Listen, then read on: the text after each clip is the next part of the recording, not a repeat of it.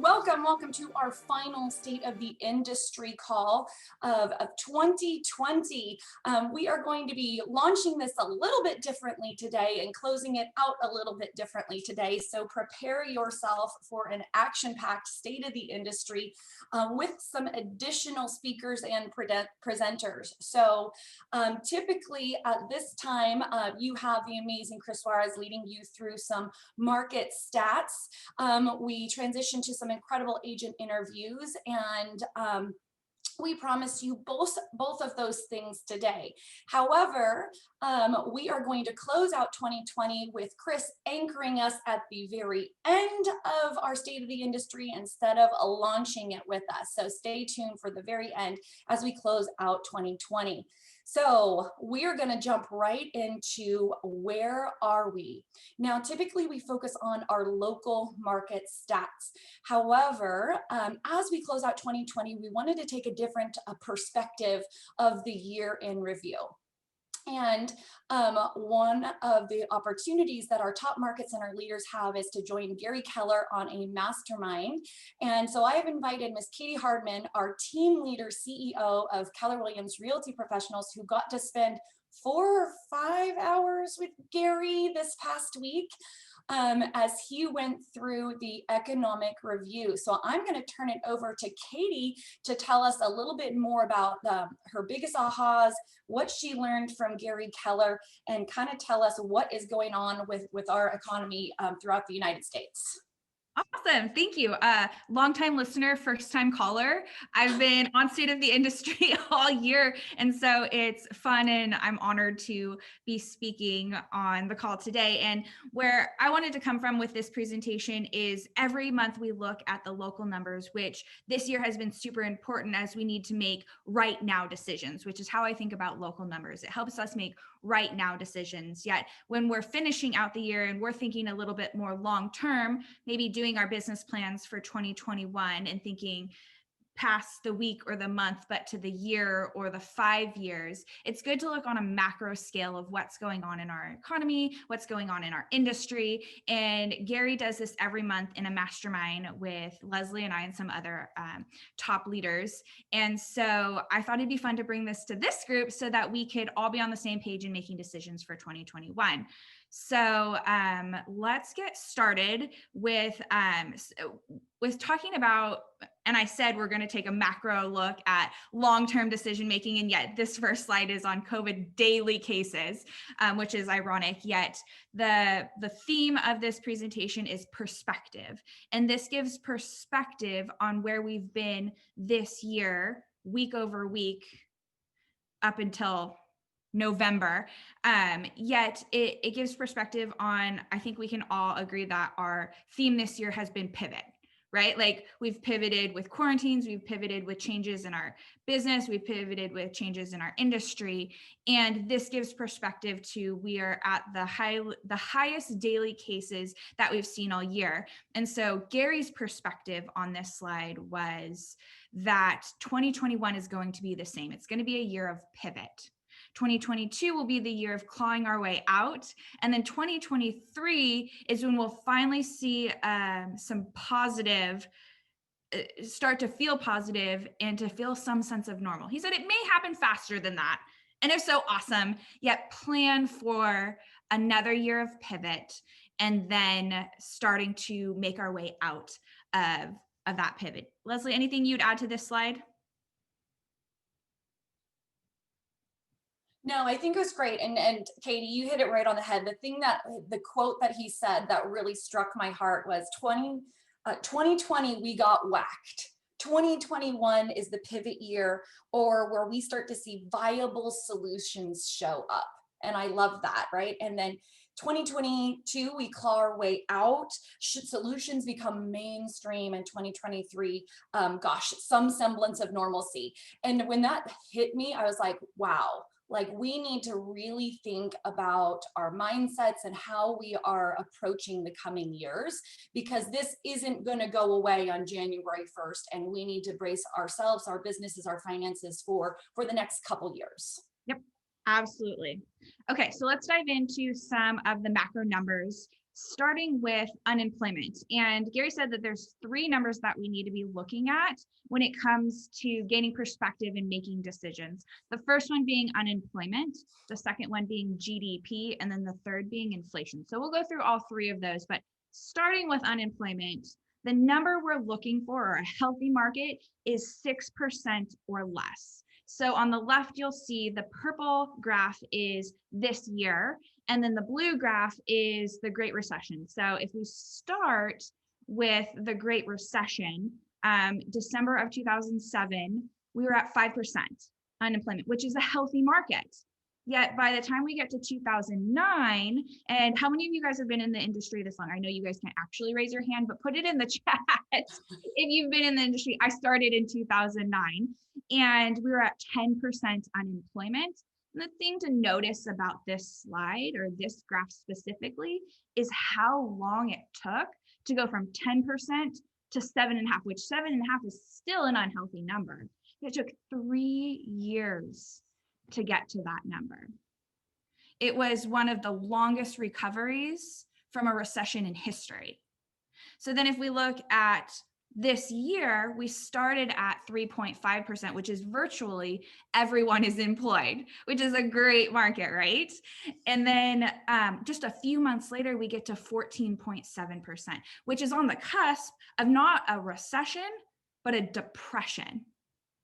And then a stimulus package showed up, right? And we bounced back to 6.9%, which if you look at this as a whole, that looks really, really good. We've bounced back super fast compared to the Great Recession, which took 3 years. But if we go to the next slide, it tells a little bit of a different story and breaks that down just a little bit more. So this is unemployment and earnings. And if you attended Mega Camp this year, you saw this slide. Gary shared this, and I thought it was fascinating.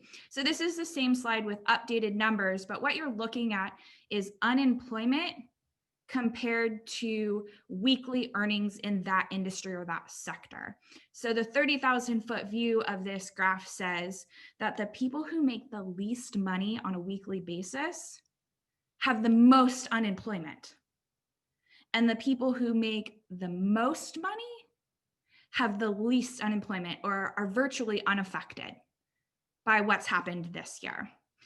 And one of the things Gary said at Mega Camp was that this shows why our industry hasn't been affected, or we've bounced back so quick this year, is because the people who have money and are buying homes have been virtually unaffected. And then the other thing to notice on here, if our magic number is 6% or lower, if you look at the sectors that have been affected or have over a 6% increase in unemployment, or over a 6%, unemployment rate, you've got leisure and hospitality, retail, and transportation, which are all industries that benefit from large gatherings. So restaurants, concerts, airlines. So if we think back to that first slide about the COVID daily cases, it makes sense why those industries have been affected as we've seen quarantines and closures across the country. And then the next slide, which I think is the most fascinating, and it's a new slide, is really telling when we talk about that perspective of our business. So this is unemployment and housing by age. And I thought this was interesting. So if you look at the graph on the left, you're comparing in yellow unemployment rate compared to the percent of annual home purchases. So this is saying that 24 years of age or younger makes up 3% of annual home purchases and has a 10.8% unemployment. So if I were putting all my eggs in one basket, this isn't the basket I would be putting it in for 2021. And then so the middle graph says 25 to 34-year-olds make up 25% of annual home purchases, and not as bad of an unemployment rate at 7.3%, but also not good. But the group we really want to focus on is that 35 plus demographic, because they make up 72% of annual home purchases, and their unemployment rate is less than 6%. So this is where I would put my eggs. This also explains, again, why our industry has bounced back so quickly this year, because the people who are buying homes are not unemployed. So for perspective, thinking about business in 2021 and where I'd spend my time, energy, and potential marketing dollars, it'd be in this 35 plus group, because they're the ones that at this point are least affected by our economy. Yeah. And Katie, I kind of jump in, like the piece that I loved about this is back in March, we really didn't know how the greater impact would ultimately result. But what Gary said was, as long as these numbers stay true, we will continue to do better than we think we will. And our lack of inventory will be by far the greater challenge than the impact of COVID on our consumers and the ability to buy and sell properties. Yeah, absolutely. And we'll talk about that, right? We'll get into home sales and inventory and those things. I promise it won't be all economic numbers, but yeah, that is our greatest challenge. And I'm sure we're all feeling that, right? We feel it in Portland with lack of inventory and home prices. So yeah, absolutely. So let's go on to the second number that Gary says to focus on, which is GDP, gross domestic product. And the number you're looking for here is a 2 or better. And Gary says, really, anything over a 2 is great. So 2.6, 2.4 are awesome. So if we're looking at the last year, which is what this graph is showing, Q3 of 19, Q4 of 19, and then we get into Q1, 2, and 3 of this year. Q3 and 4 of last year, we were doing really good. 2.6 and 2.4 are awesome numbers. And then Q1 of 2020 shows up and it's, and really that number is March. That's what's dragging that down, is come the end of Q1. And then Q2 hits. This is when COVID is really showing up in the nation as a whole. And we kind of fell off the face of the earth. And then stimulus showed up. And that's where we came roaring back at that 33.1.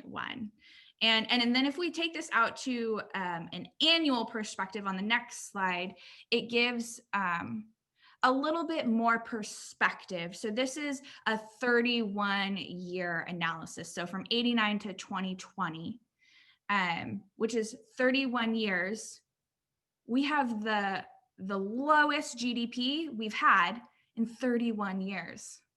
And Gary said it's really hard to turn a whole year's number purple. Look at this, it's only been done 4 times in 31 years. So Gary's prediction here says, or what he said was, we got hit in 2020. So 2021 is going to be where you start to see solutions show up. And then 2022 is where those solutions will go mainstream. And he's cautioned, he said, recognize these are not normal times, even though it might feel like business as usual. And I think that's kind of where we've been this year, is some of us are having our best years ever. As market centers, we have great profit numbers. We are running and gunning all the time, yet just recognize that on a macro scale, this isn't normal. And so solutions will start to show up and we'll start to see changes go mainstream in 2022. And you know what I love? But they really kind of talk deeply about the concept of, like, let's look at some big players, right? Like, look at, they talked about Southwest Airlines, right? Like, even when flights are being booked at an all-time low, Southwest is launching into multiple other airports. And so what they said is prepare yourself, because we are going to see aggressive players take territory in interesting ways. And I just really related that back to, like you said, a lot of our agents are having their best year ever, and they're finding interesting and creative ways to take territory no matter what is happening. Yeah, that, I don't know if it was in this mastermind or another one we were in, Leslie, where Gary said the average, and this is in terms of inventory, the average agent waits for inventory to show up, but the top agent goes and creates inventory. And that's going to be a huge differentiator. And everybody on this call is a top agent who's going and creating inventory. So I can say that and not offend anybody, because I know we're all out there creating inventory. So let's get into a little bit of our industry. So this is home sales. 2019 and 2020. So what this is saying is that we started off this year when we're headed for another record year. And I think we all went into this year thinking, yep, we're still having an increase. Then March, April, May show up, and that's where COVID showed up. Then you see June, July, August, which is where you start to see an increase again because stimulus hits and people who have money are motivated to make changes, or the people that weren't affected are motivated to make changes. And then we start to see record numbers again. And Gary said, you've experienced the worst times and the best times in 1 year. And he said, that's crazy. And that's what's showing up in purple towards the end of this year is we're seeing record numbers again after having one of the worst years in a while. So if we go to the next slide, which is home prices, I think we can all really relate to this one. And this is that third number Gary talks about. You want to know unemployment, you want to know GDP, and you want to know your inflation number. And he said that 2% is a good number for inflation, and we're at 8.6%. So when we talk about like what drives this inflation number, what drives price, we'd all say lack of inventory, low interest rates, and people who have money have the freedom to make moves. And like we said, the people who make the most money have the freedom to make those moves because they aren't affected by unemployment. So you see that increase in home prices. And Gary said this is unsustainable. We were where we need to focus, or what we're missing, is relief for first-time or low-income buyers. That entry-level buyer is being priced out of the market. So our opportunity there as a nation is to create some relief for that person. And then the next slide, it talks about months supply of inventory. And this is what we're alluding to. One of the things that if you've been to Mega Camp, gosh, in the last 10 years since the Great Recession, Gary and Jay have sat on stage and said that we need more home starts. Like we went backwards during the Great Recession and our supply doesn't meet our demand. And so if you've been in the industry since 09, 10, 11, you've seen an increase in the market for 9 or 10 years. And so this is no difference. We have even less inventory now. And I would imagine, gosh, in our local markets, we have even less inventory than what the national numbers are saying. I know in Portland last month, it was 1.1 months supply of inventory. So I just thought that this is interesting that we're getting even less and less inventory, which is what's driving up those home prices.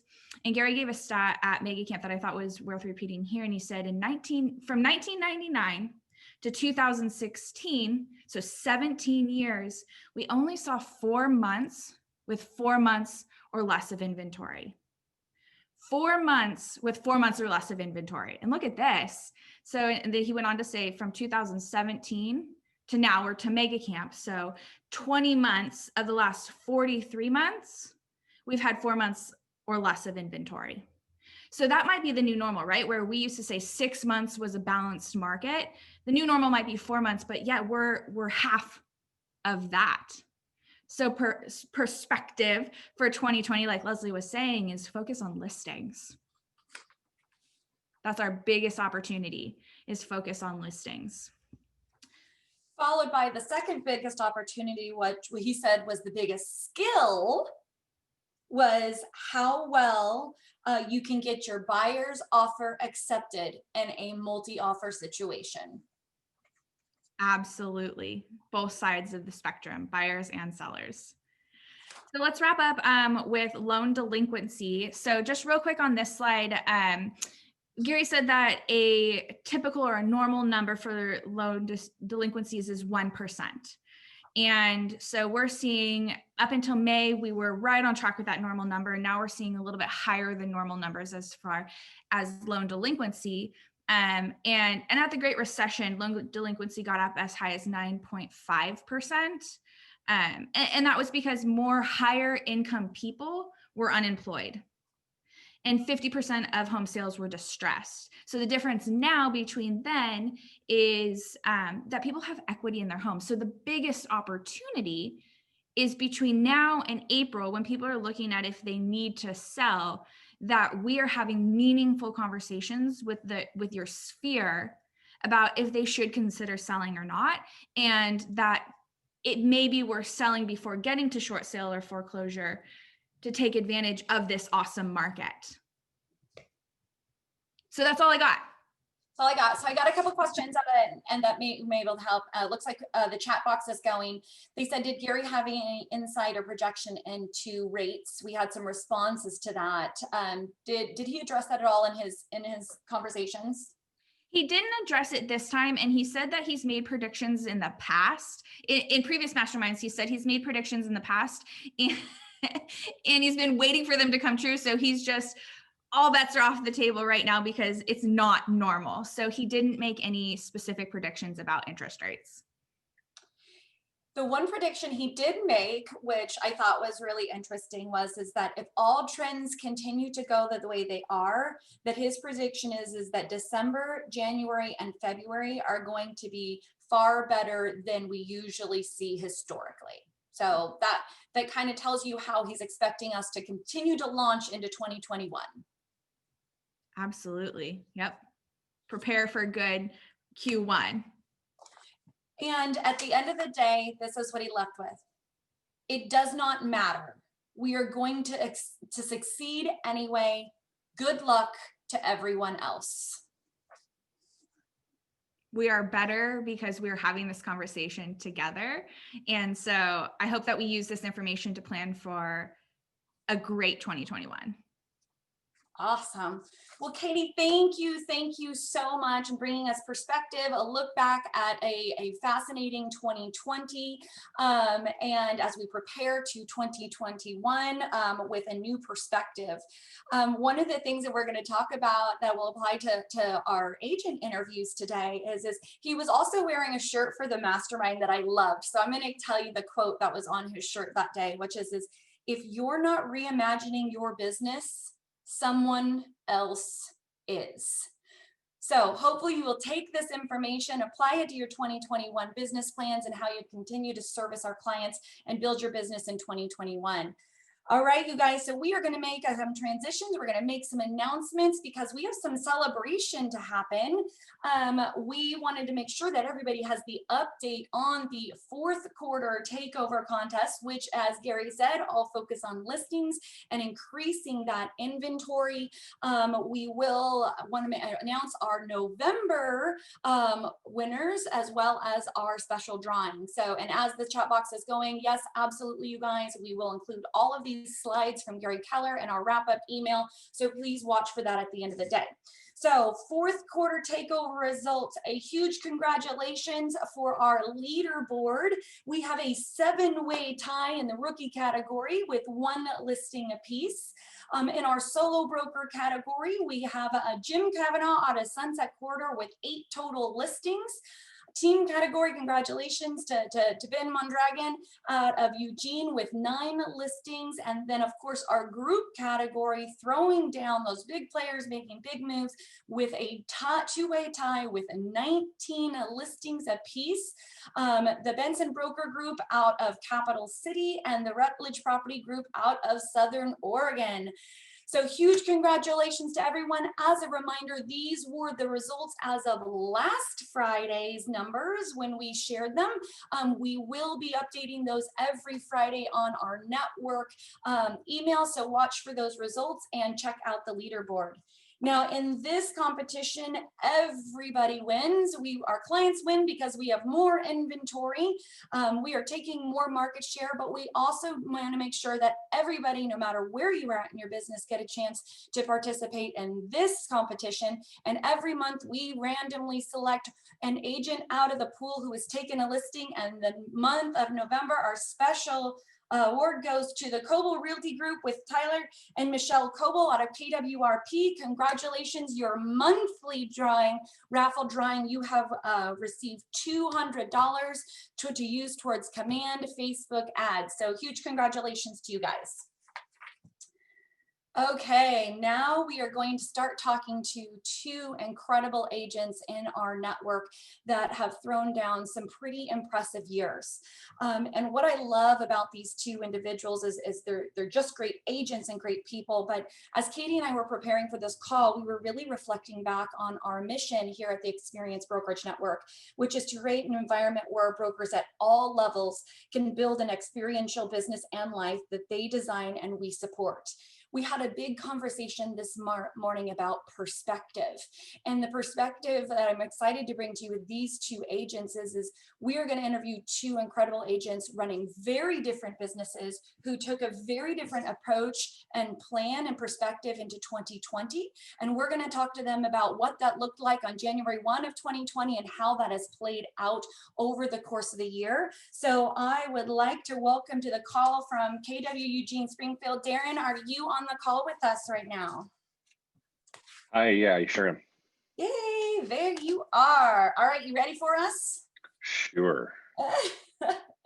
Okay, so one of the cool things is we actually had a chance to sit down in January when after you had completed your business planning and before we knew any of this crazy was going to be coming down the pipeline. And even at that point, you had taken a completely different approach and organizational model and business plan. Can you tell us a little bit about that conversation in January and what was different going into this year as far as your business? Sure. Yeah. And you make it sound like I was purposeful in 2019 in my decision making, which is false. But so in 2019, I had a different team structure. So I had myself and my operations manager and two agents on the team. And both of those agents through the course of 2019 individually made the decision to become solo agents, which is awesome. And they're both succeeding and both doing great and stuff like that. And so I was left with, do I want to put that into operation again, or do I want to make changes and simplify and just see what just running myself with my ops manager looks like for 2020 and what I can achieve on an individual basis. And so, yes, I did make radical changes, or those changes were radically made for me, whichever way you want to look at it. I love it. So January 2020, instead of following the team, the group model, we really focused on what would solo look like for you in 2020. You set goals around that, and to kind of give you guys some perspective, 2020 looked like 48 units and over $17 million as a solo agent out of Eugene. Right. Yeah. How did that compare to your goals? So I mean, it was pretty close. So from a unit standpoint, my goal was to do 52. I'd never been in the 50s. Well, I'd never been in the 40s before. But 52 sounded like a great number to me. And so I made both a unit goal, which is easy to track, and then I made a volume goal, right, which is also pretty easy to track. But I really wanted to up my dollars per unit. And so I didn't quite make my goal on the unit count, but I exceeded my goal on the volume. I love it. Yeah. So what I'm hearing you say is that you still hit your goal doing less units. I think Yes. there'd be plenty of people that would be completely thrilled with doing more with less. Yeah. At the end of the day, that's all the better. Now, one of the things that we talked about as we approached what 2020 would look like is, and I love this quote, you said, I want to push myself to 100% and then add based on the need instead of adding in a different way. So tell us what pushing yourself to 100% looks like, and how would you know when you were there? Yeah, and so I hear kind of other agents talk about like, oh, I'm a hot mess and things are crazy and that type of thing. And I never necessarily feel like that. Like I'm not really a crazy kind of guy or a hot mess kind of guy. But I really wanted to see, rather than adding people based on kind of what I thought was a good idea, I really wanted to see like what happens when I feel like, oh my gosh, I am going crazy. I really need somebody else, and I don't have time to train them, and all the other kind of hot mess kind of things. And so I wanted to see what that looks like. And I discovered that with good leverage, like I can do a lot of units just by myself. And so I'm really going to even wait halfway at least through next year until I even evaluate what things look like and whether I want to add an agent or not back.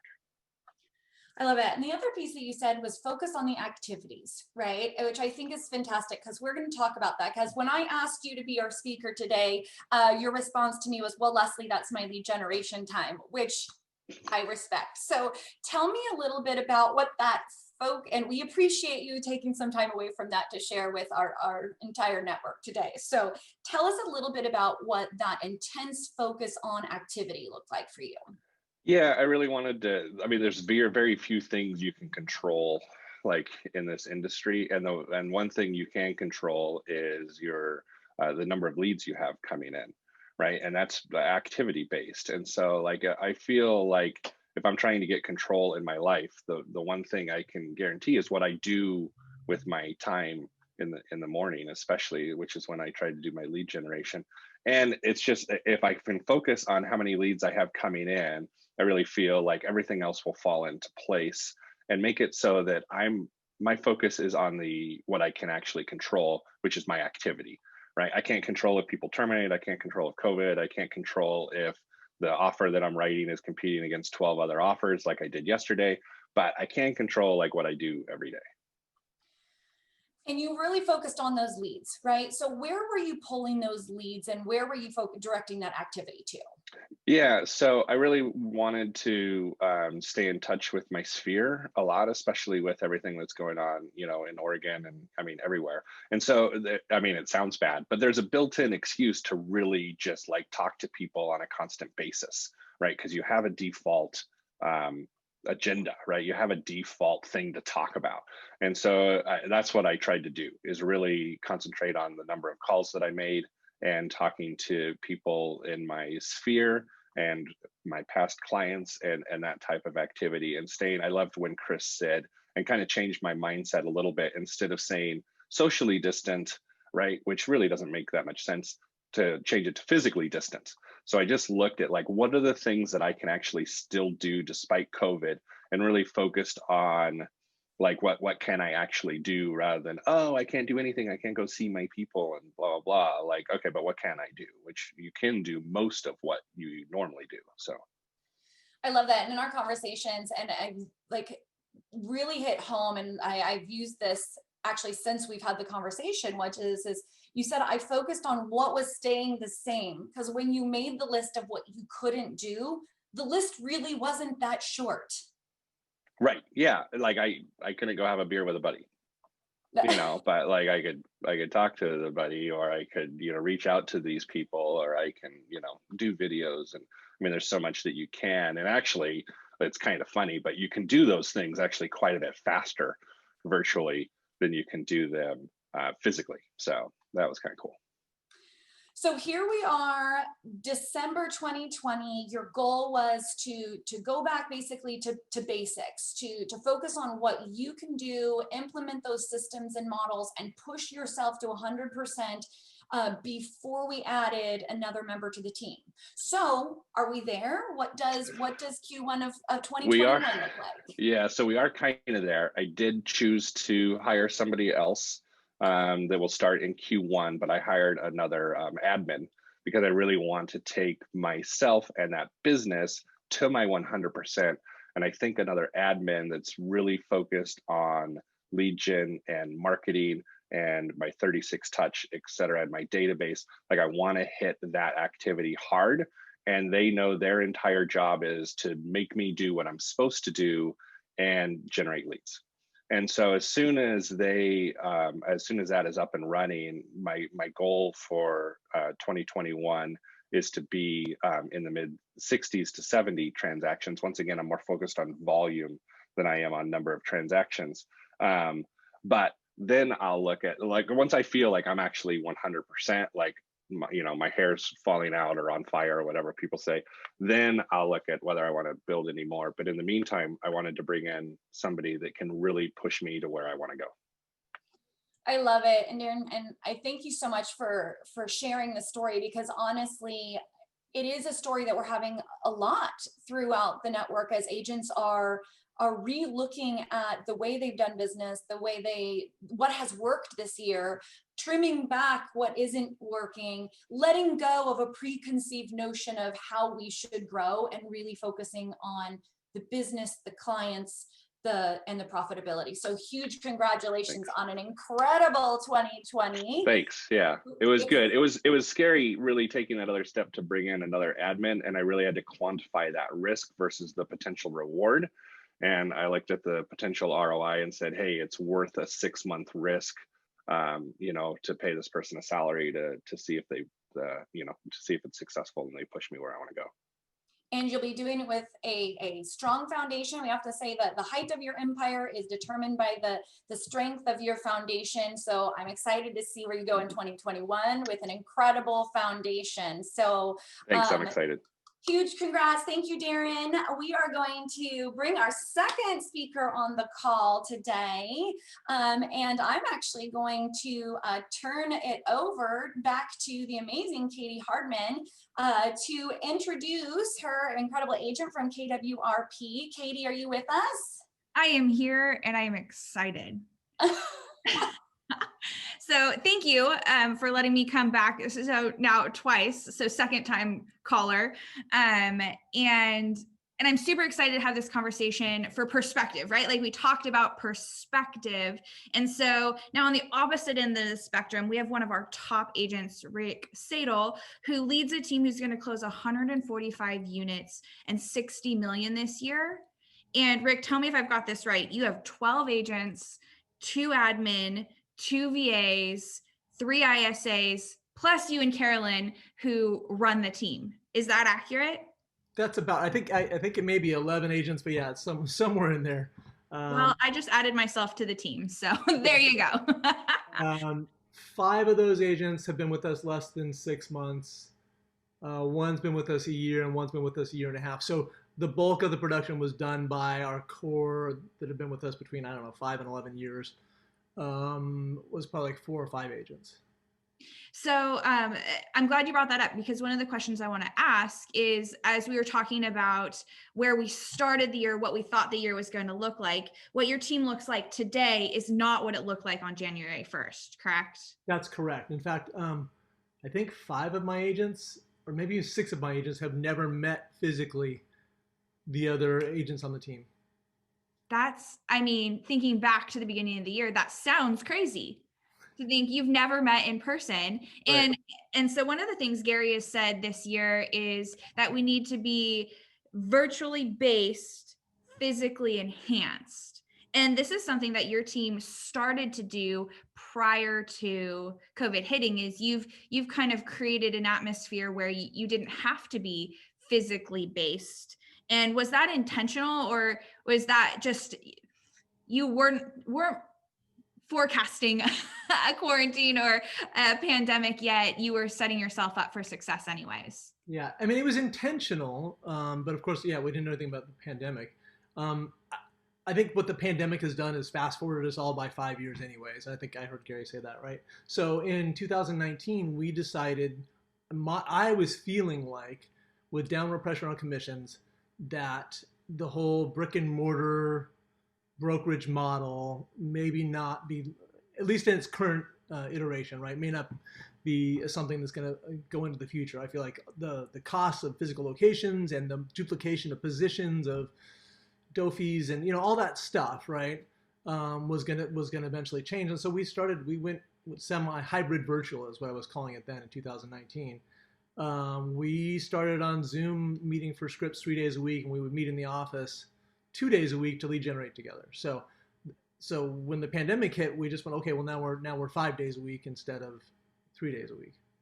And you didn't have the pressure of learning Zoom for the first time, or some of those other difficulties that we've all taken on this year. You already adopted that technology, which I think is a good perspective to you, just being tuned into the market and tuned into the industry and what's going on, to say, hey, I can forecast that something's changing, and so I'm going to take initiative on that now. Well, yeah, we'll call it forecasting if you want, like I'm super brilliant, but it was more fear of how do we keep this business as profitable as it is into the future in a changing market? Yeah. I love that. So January, February, March hits. Things are changing. You're at a time when it may be hard to lead oneself, right? Through all this change. You're also leading 20 other people. So, what changes were you forced to make in your business? And what changes did you choose to make in your business this year? Well, I mean, I think like everyone else, right? We had to figure out virtual open houses and virtual showings and and all that stuff. We already had a Matterport camera that we own, and so we were already doing that. Um, Training new agents virtually, I think was one of the things I was forced to figure out. Right? We had a goal at the beginning of the year to add a certain number of agents, and I felt like that shouldn't change, right? Especially since people are going to be searching around more for answers now than ever, right? During the middle of this, how do we continue to do business in the pandemic? So, but figuring out once we brought them on board, how to, we have a director of training and he's used to physically being present and listening to people's phone calls and coaching them and doing all that stuff. And how do we do that virtually? And so we had to work out kind of a video module based training program that turns out has worked fairly well. And we'll probably continue to use that, forever. I love that. And what I hear you saying is that you had to double down on your skill set and be able to lead your directors to their skill sets. Like all of us have had to skill up in our business. Yours is just in a little bit of a different area on virtual training versus in-person training, but we're all having to skill up in some way.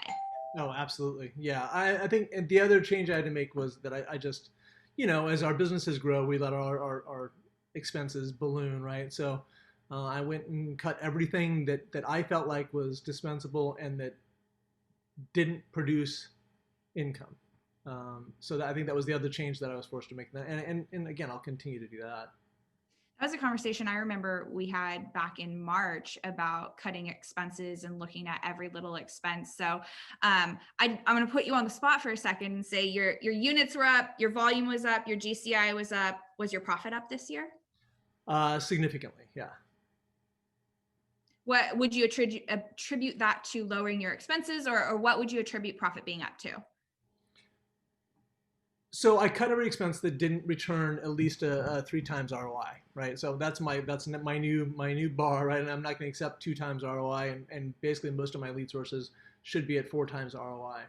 And so I just doubled down. I cut all those expenses and I doubled down on those lead sources, or the things that produced income, to the tune of 4 times ROI versus the other stuff in other years where I may have just let go and continued to buy them even though we didn't need to. So I think that's one thing. Obviously, doing more volume on an existing structure, right? We didn't balloon any of our infrastructure, so we did more volume on the same infrastructure, and so that's just more profitable.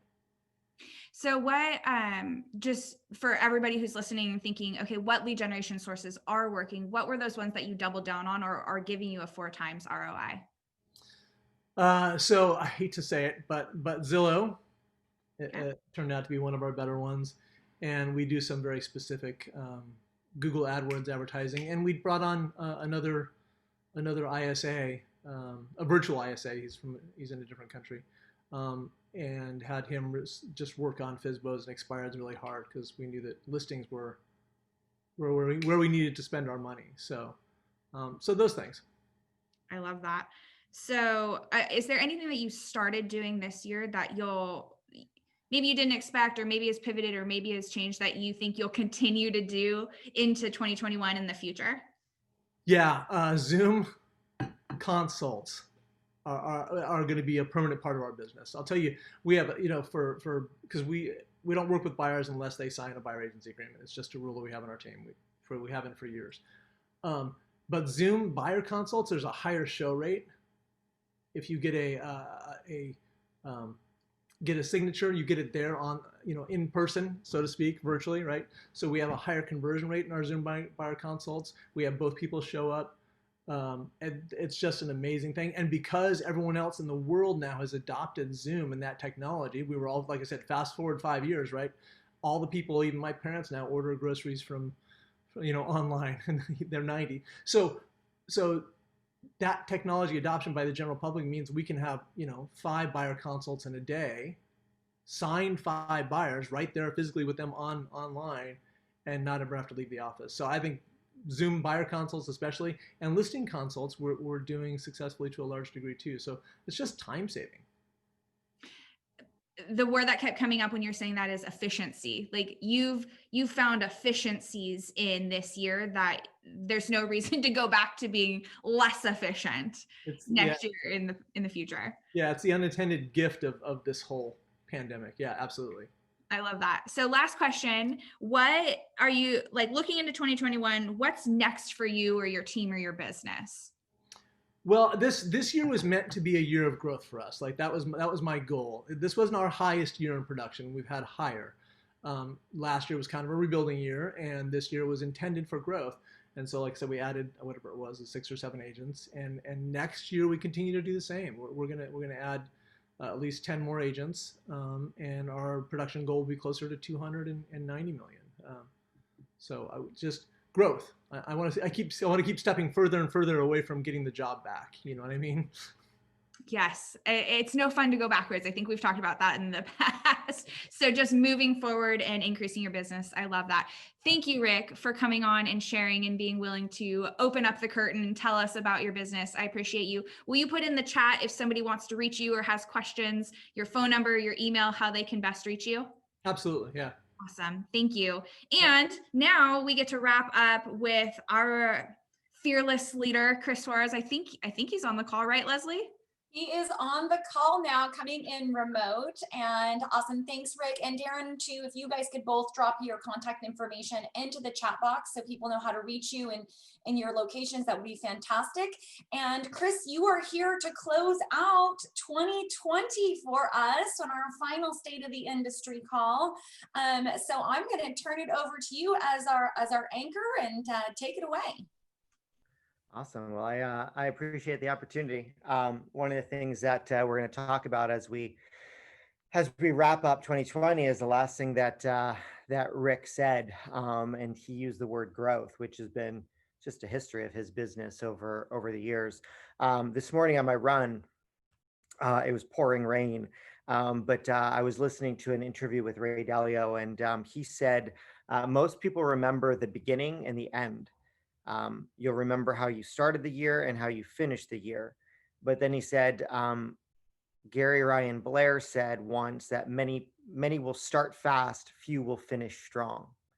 Many will start fast, few will finish strong. And I just saw the question, where am I?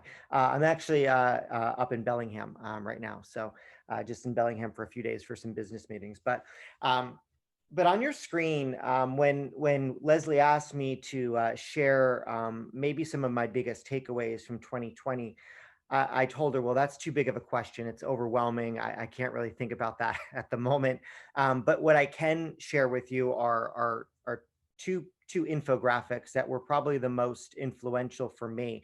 I'd like to say in 2020, but I believe that these two have the power to really keep us focused on where we need to be focused in 2020 and 2021, honestly in 2022 or every year. And these aren't new for us. Depending on how long you've been with us, you've seen me share these two before. On your screen, if you want to screenshot that or wait for our email that comes out later, you'll find Covey's growth continuum. Covey said that this continuum or this infographic should stay present in our world because it will be the foundation of all growth. Now, I'll challenge myself and everyone on this call that oftentimes we won't like this growth continuum because it goes against everything that we've been taught and raised to believe. It also goes against what most people around us do. And based on us watching other people and thinking that they have better opportunity or a better life than we do, we convince ourselves that, gosh, this isn't how they got where they got to. And I promise as we go through this, one, these 7 habits, and two, the path to true growth, it'll be a little bit counterintuitive. So Covey says this, that at the early stages of life that we are all completely dependent on others to care for us and meet our most basic human needs, right? Some of our agents have recently had babies. They've sort of welcomed new lives into the world. And if that's you, or if you've been around a baby recently, you know that they don't do much on their own, right? Everything, all basic human needs, they are dependent on other people. Well, in business, it's much the same way, guys. In business, when we first start out, we are highly dependent. We're dependent on others, right? In fact, as we look at even our model here in real estate, we recognize, and you'll see us focus on this, that we need a stronger dependent model for some to help people get launched faster and more consistently. But that dependent model, or that dependency in business is where we all start. It's okay if you're there. There's no shame in that. There's no ego in that. Like, it's a dependent model. We all start there. Eventually, at some point in adulthood or through age growth, we realize that we strive to become independent, and we take care of ourselves, right? There are certain habits that will lead us to independence. We'll talk about them in just a minute. And oftentimes, most of us will stop there. Or interestingly enough, even if we look at our industry, it's funny how we use these words, right? We have these dependent models, and then we have these independent models. In fact, we see more and more people going that way because they believe it's the next step. They believe it's their next phase of growth.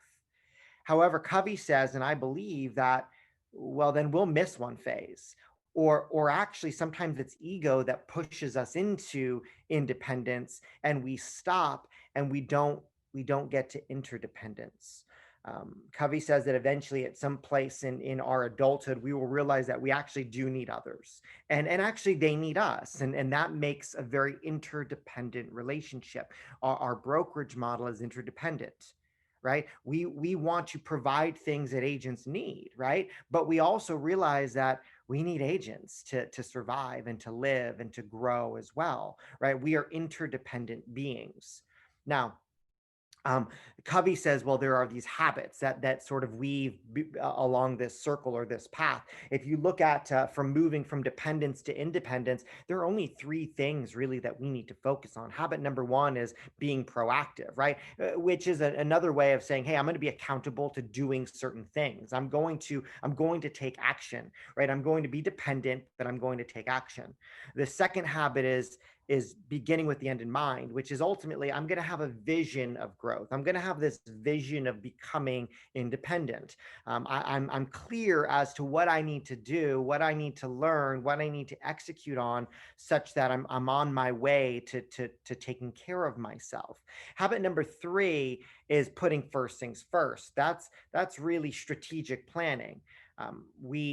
This week, actually, many of you plugged into KW's business planning clinic, right? I mean, invaluable education. Why? Because our company wants us to be or move towards independence. If we're going to be independent, being able to take care of ourselves, provide business for ourselves, well, then we need to know, like, what should I do first? What should I do second? What should I do third? Like, what are the models? What is my economic model, my lead generation model, my people model, right? My leverage model.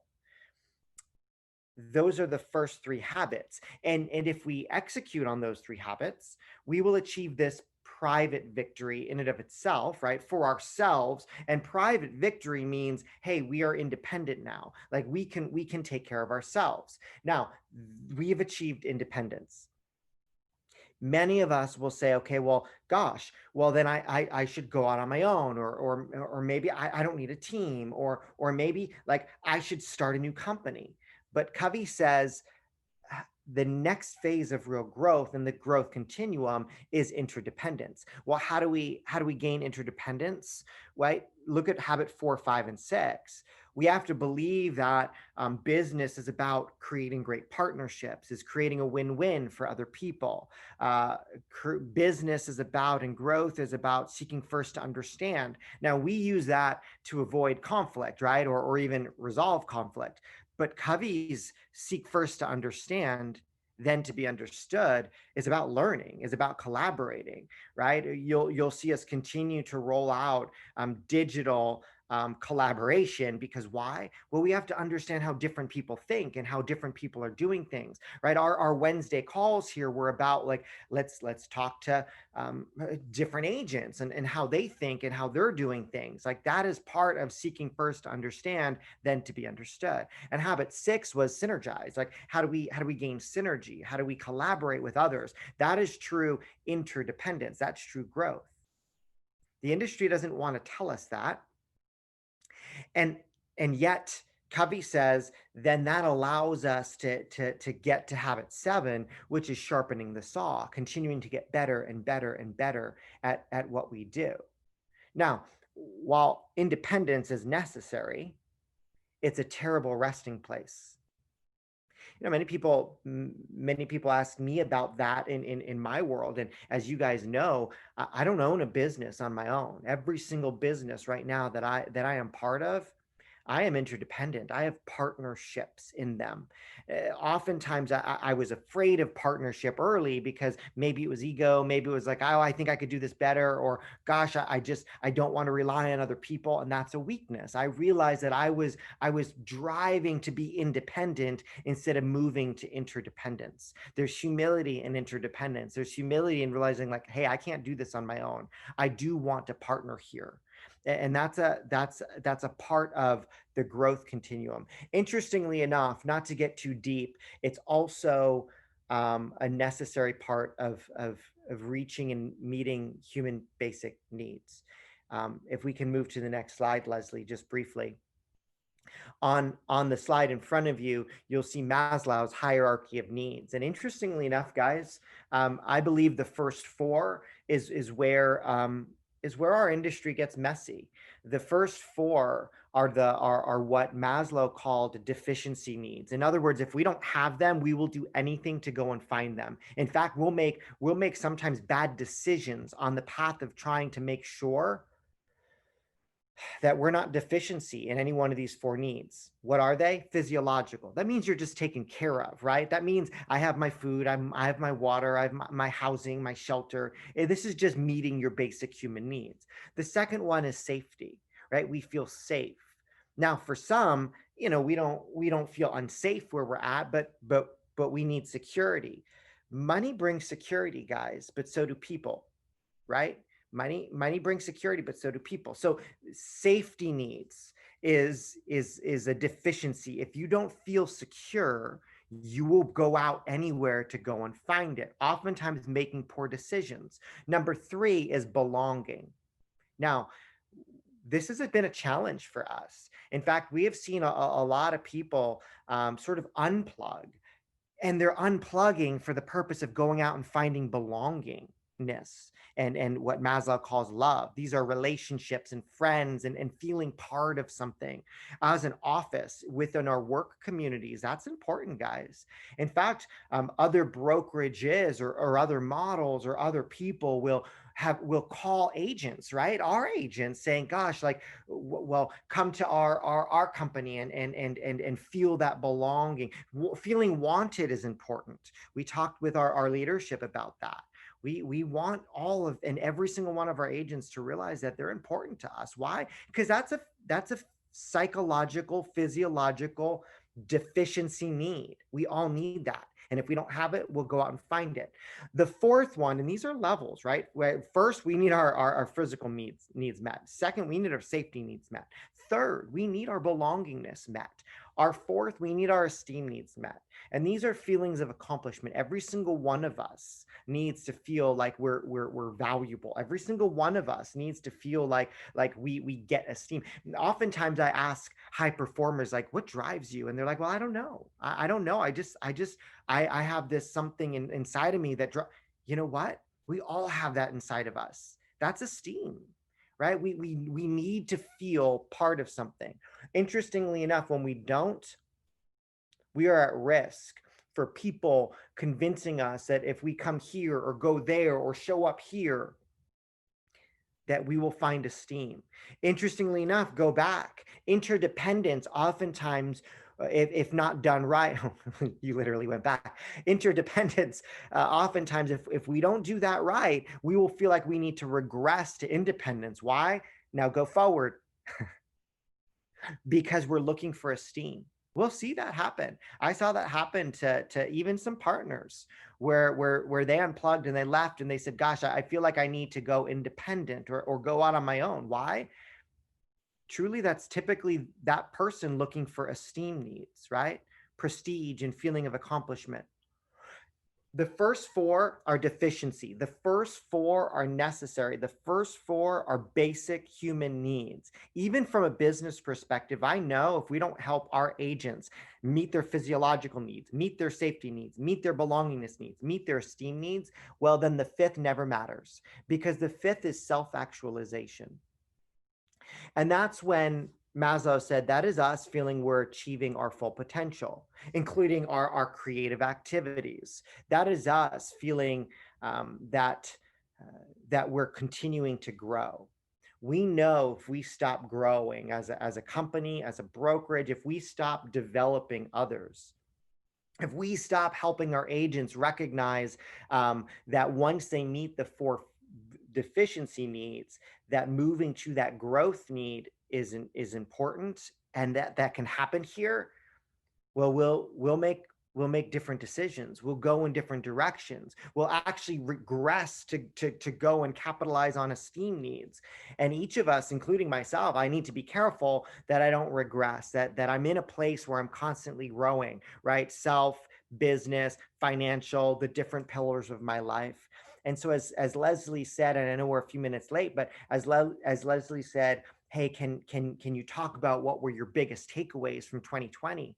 I think these two graphs really were my biggest takeaways, where I realized that am I building those 7 habits of moving from being dependent to independent? Some of us sort of hunkered down and said, well, gosh, I need to figure out what I need to do just to take care of myself. Some of our basic human needs showed up as unmet in 2020, right? We felt unsafe. So guess what? We dropped self-actualization, we dropped esteem, we dropped even belongingness and regressed to safety. Now, as we're beginning, right, and it's important for each of us to feel safe, right, and secure, then we need to plug back in and say, hey, I need to build my place of belonging, right? I need to build my feeling of accomplishment as well through growth, which will put me on that path of self-actualization. That only happens if we agree to be humble and say, hey, interdependence is necessary, right? Hey, partnering is necessary. It isn't weakness. Hey, being part of an interdependent organization where I need them and they need me is very, very healthy. And I just wanted to, as much as anything, remind everybody that that's why we're here. As the leadership team met over the last few weeks, and we'll meet again over the next few weeks in every single brokerage, we shared the importance of culture.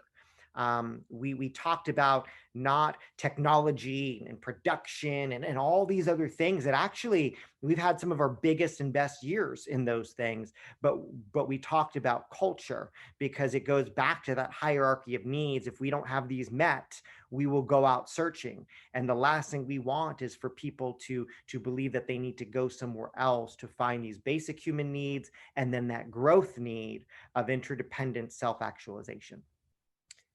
That's what I got, Leslie.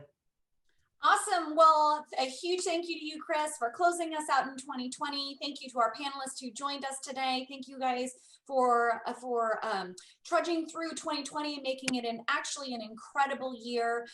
Please watch for our wrap-up email with all of Gary Keller's slides as well as Chris's slides, and also stay tuned for our 2021 schedule of Master Series and continued events in the coming year. So thank you so much. Have an incredible, powerful day, and we look forward to seeing you all soon.